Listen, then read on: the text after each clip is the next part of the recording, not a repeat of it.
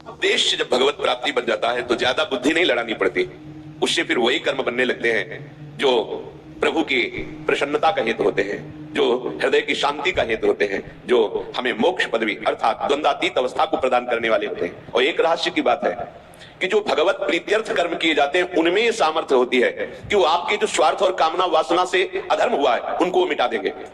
हित सजनी जो आचार्य स्वरूप में प्रकट होकर के बता रहे हैं, बिल्कुल सहज सरल भाव से अपने घर में गुरु प्रदत्त प्रियालाल को विराजमान करो।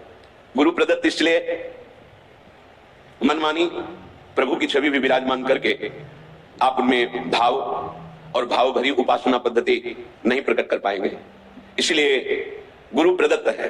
गुरु प्रदत्त उपासना, उपास्य देव मंत्र और जो जो पद्धति बताई गई है इसकी बड़ी महिमा है।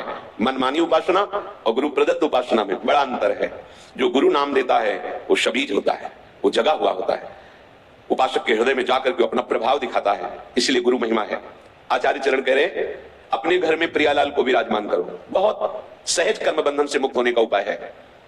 भले आप गृहस्थ हैं, व्यापार नौकरी जो भी कार्य करते हैं, घर में प्रियालाल को विराजमान करो। पहले हृदय में बात बैठा लो, इस घर के मालिक प्रियालाल, मेरा परिवार, ये भाव हटाओ, ये प्रियालाल के सदस्य और मैं इन सदस्यों सहित प्रियालाल का सेवक बैठा लो। स्वामी नहीं, मैं इस घर का स्वामी, मैं परिवार का स्वामी, मैं परिवार को चलाने वाला। बस अब जो कर्म करोगे उद्देश्य गलत हो गया, अब ये सब बंधन कारक हो जाएगा। घर में प्रियालाल को विराजमान करने का मतलब है ठाकुर हुए प्रियालाल, स्वामी हुए प्रियालाल, हम सेवक और ये स्वामी के सदस्य।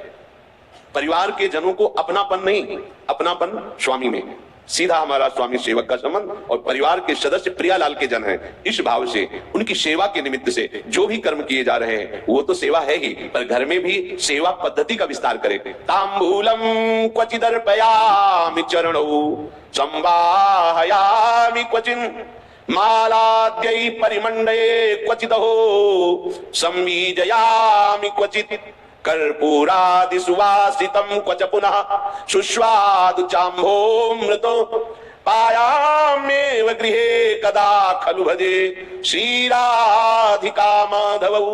गृहे अपने घर में विराजमान कर श्री राधा माधव को मंगला से सेवा प्रार्थना करें।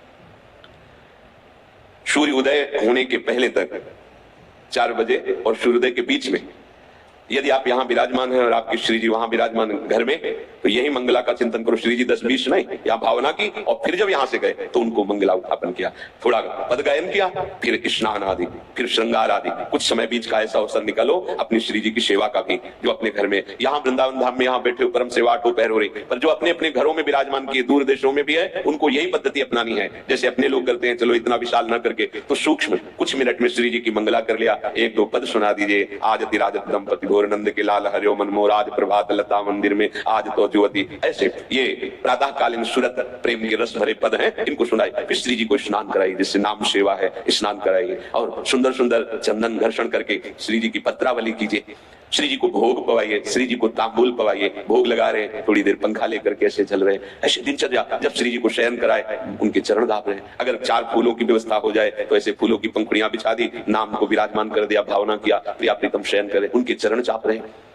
हम अपने घर में जब लाडली जी को स्वामी मान लेंगे तो जितने भी कर्म हो रहे हैं वो सब उनके निमित्त से माने जाएंगे। सेवा, व्यापार, नौकरी, कर्म बंधन से मुक्त होने का सहज उपाय है। अपने घर में जो ठाकुर विराजमान है उनको मालिक मानिए।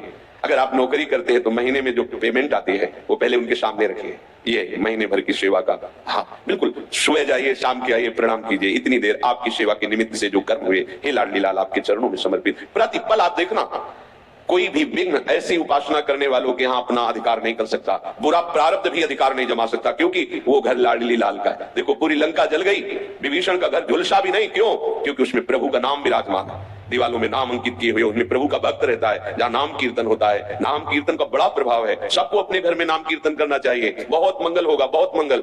10 मिनट ही सही, परिवार के 4 सदस्य बैठकर यदि नाम कीर्तन करोगे तो परिणाम देख लेना।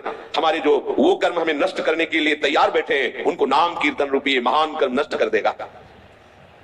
यदि हम अपनी केवल स्वार्थ बुद्धि से, इसमें बहुत सूक्ष्मता से देखा जाता है। जैसे गृहस्थ में अतिथि सत्कार, साधु सत्कार की बड़ी महिमा है, करना ही चाहिए। यदि आप गृहस्थ हैं, आपके घर के दरवाजे पर कोई भिक्षुक आता है तो आप उसकी अवहेलना नहीं कर सकते। चल ऐसा नहीं, अगर ऐसा किया तो उसके जितने दुष्कृत हैं वो सब वही छूट जाएंगे। शास्त्रीय सिद्धांत है। मृदु वचन बोलिए, राधे श्याम, कहिए क्या कहें। अब वो जो मांग रहा है, अगर आपके पास सामर्थ्य है तो दे दीजिए, नहीं दैन्य होकर उत्तर दीजिए, राधे श्याम हमारी सामर्थ्य नहीं है, आप पधारिए, आगे कहीं मांग लीजिए। ऐसा आप वहां गलत भावना करके ए भिखारी है चल भाग यहां से, बिल्कुल ऐसा नहीं, बिल्कुल ऐसा नहीं। गृहस्थ धर्म में सबसे बड़ी सावधानी अतिथि सत्कार है। कोई भी, भले कोई पाखंडी आया है, आप दरवाजा मत खोलिए, पर बाहर से राधे श्याम, वो कुछ भी बोल रहा है, हाँ हम तुम्हें 2 रोटी दे सकते हैं, अगर आप नहीं तो हमारे पास आगे धन की व्यवस्था या और जो आप मांग कर रहे हैं